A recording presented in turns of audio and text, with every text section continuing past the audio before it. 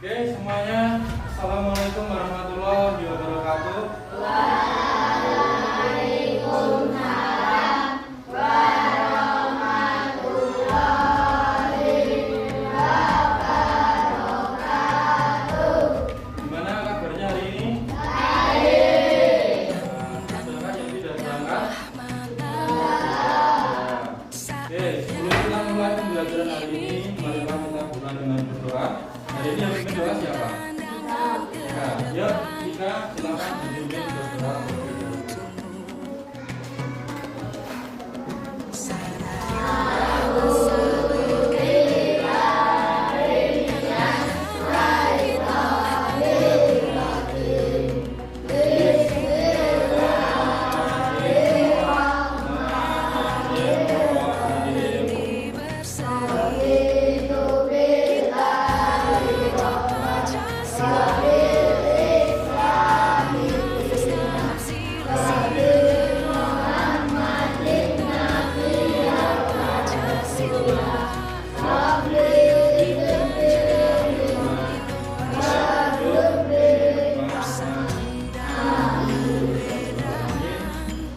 Oke, hari ini hari apa ini?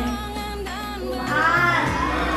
Nah, hari ini kita akan melanjutkan pembelajaran tentang KKA atau kemarin kita kenal dengan istilah kondisi dan kecerdasan artifisial. Nah, kalau kalian lihat gambar di depan ini ada beberapa gambar yang tentunya dibuat menggunakan apa ini? AI atau komputer.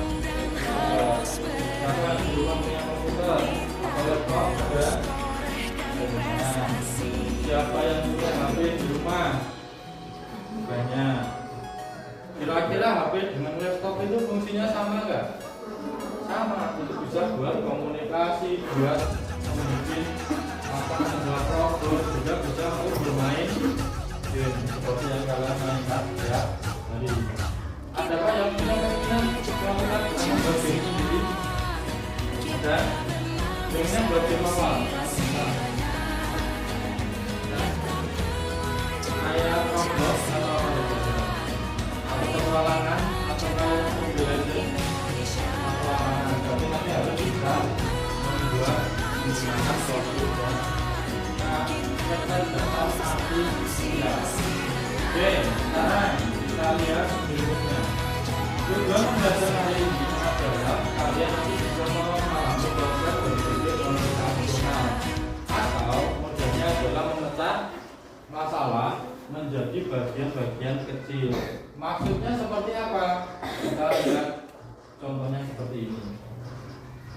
Nah, perhatikan gambar berikut.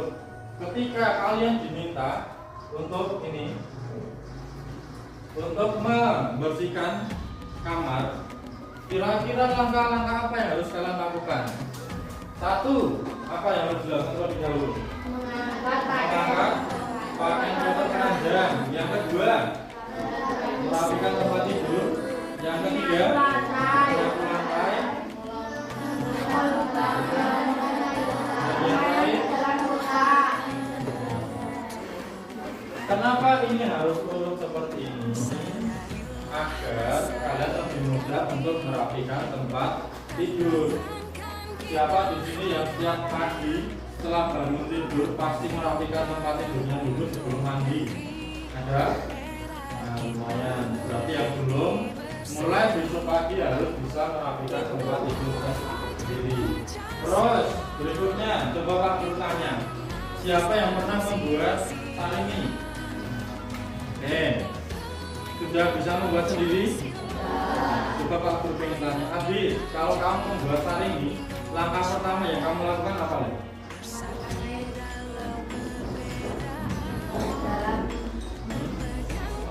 Dalam panci. Terus berikutnya setelah masukkan air, apa yang dilakukan? Menghidupkan kompor. Terus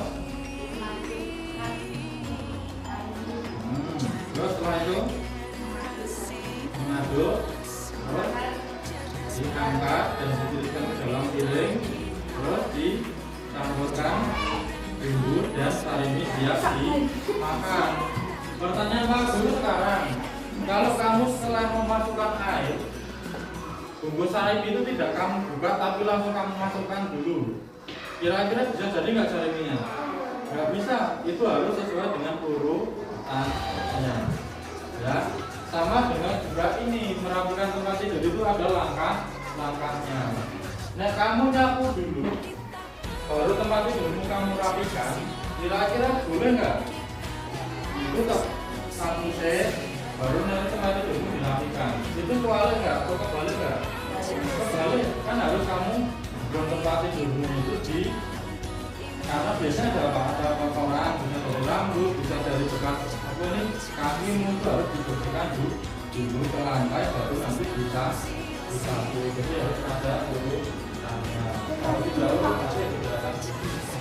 Kita lihat apa itu komputer color thinking itu atau benar. Ya, coba gunakan.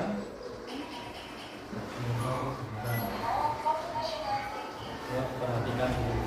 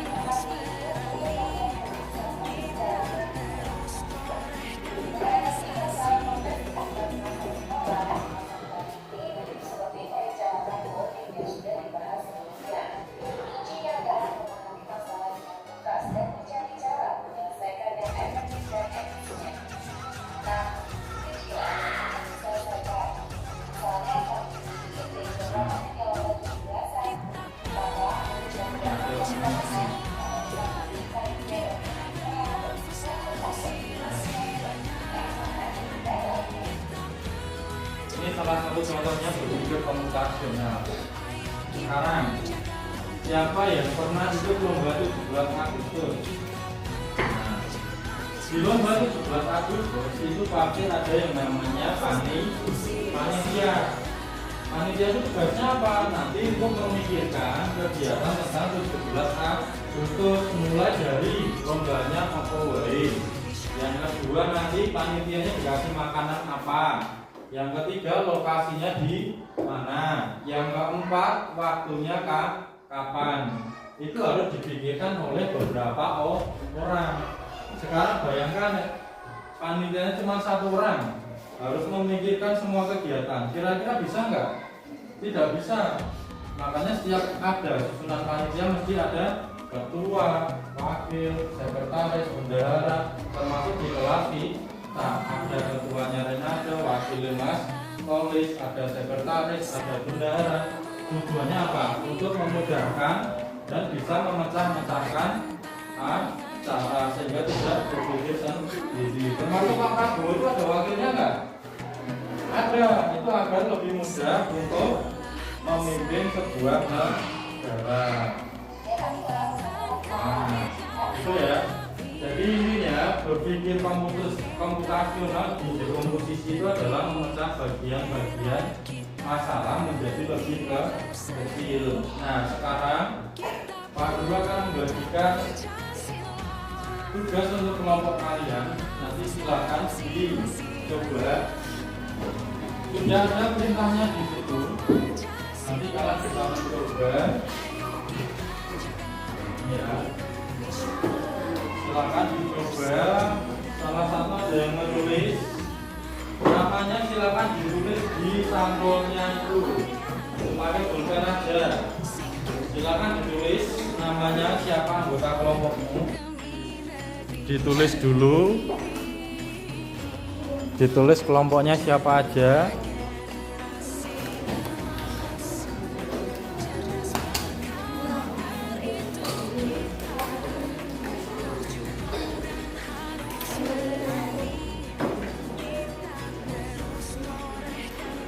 Nah, ditulis di bagian sampulnya anggota kelompokmu siapa aja.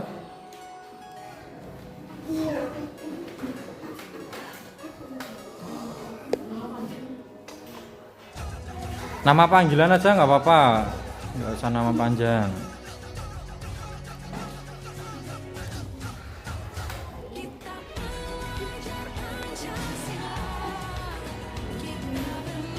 Nama panggilan aja. Pak, ini gimana ditulis bawah? Oh ya, kurang satu lagi ditulis di bawahnya. Kalau kurang satu ditulis di bawahnya nggak apa-apa. Nama kelompoknya jangan lupa silakan ditulis sesuai dengan nama kelompoknya masing-masing. Biar tapi yang pertama itu juga semua meneruskan bagaimana langkah-langkah membuat nasi goreng. Langkah pertamanya yang mana kamu tarik garis. Langkah kedua yang mana tarik garis. Itu sudah ada gambar dan keterangan di bawahnya. Kira-kira langkah pertamanya yang mana? Tarik garis ke nomor 1. Langkah kedua yang mana? Tarik garis ke nomor 2. Langkah ketiga yang mana? Tarik garis ke nomor 3. Nama panggilan aja yang ditulis. Yuk dilihat sama dibaca.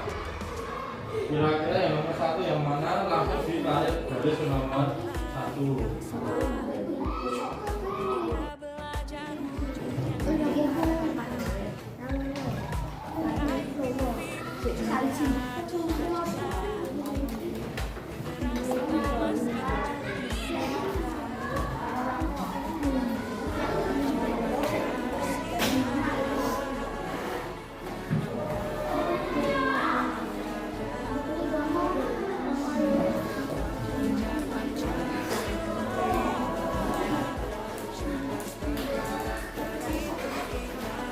Ya, apakah sudah selesai? Sudah. Nah, sekarang saatnya salah satu kelompok untuk mempresentasikan hasilnya di depan kelas. Yuk, kelompoknya Arman tadi kelompoknya apa ya? Oke, kelompok problem silakan maju ke depan. 4 orang yuk, maju semuanya berempat. Maju berempat. Kelompok yang lain kita perhatikan, kelompok Roblox akan mempresentasikan. Assalamualaikum warahmatullahi wabarakatuh. Kami dari kelompok Roblox akan mempresentasikan diskusi kami. Pertama, Cara membuat nasi goreng. 1. Menyiapkan bahan-bahan.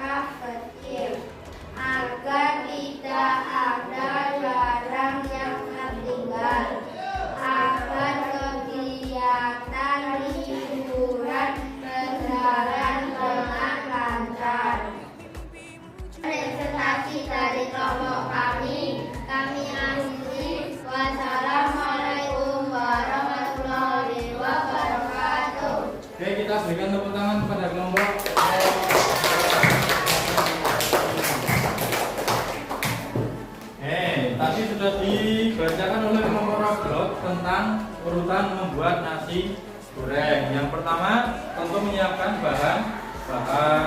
Yang kedua apa? Panaskan minyak goreng, terus tumis bumbu, masukkan telur, terus aduk.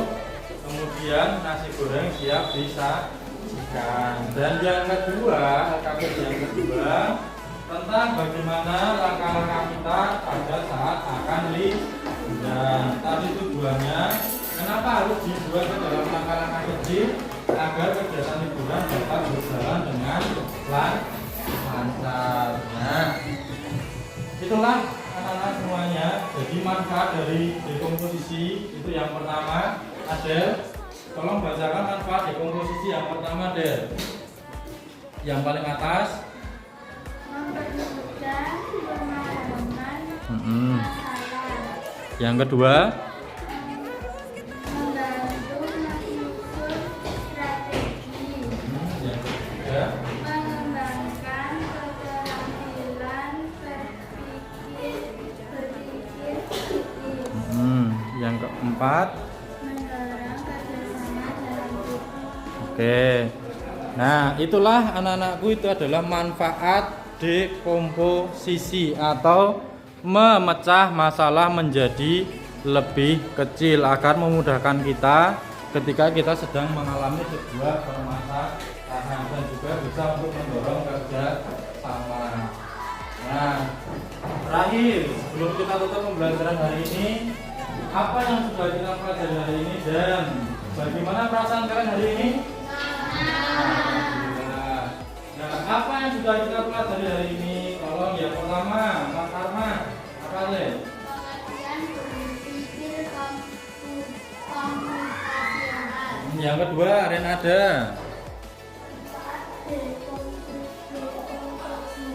Yang ketiga, Mas Albi. Pemecahan masalah sehari-hari. Nah, itu adalah pelajaran kita hari ini. Besok suatu saat kalau kalian sudah jadi orang dewasa atau menjadi orang tua, pasti akan menemukan berbagai masalah, tapi harus bisa dipecah-pecah menjadi lebih kecil. Sekarang siapa yang pernah mendengar orang bunuh diri? Kira-kira alasannya apa itu?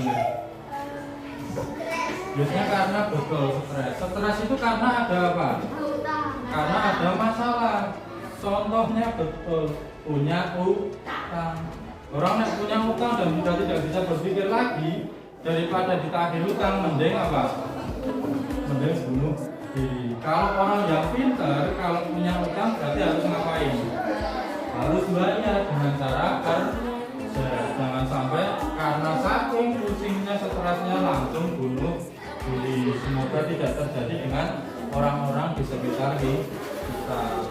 Ya. Oke, sebelum kita akhiri pembelajaran hari ini, mari kita tutup dengan berdoa. Tadi yang memimpin doa adalah siapa tadi? Jika ya. Yuk, Jika silakan dipimpin berdoa. Ya, Ndut.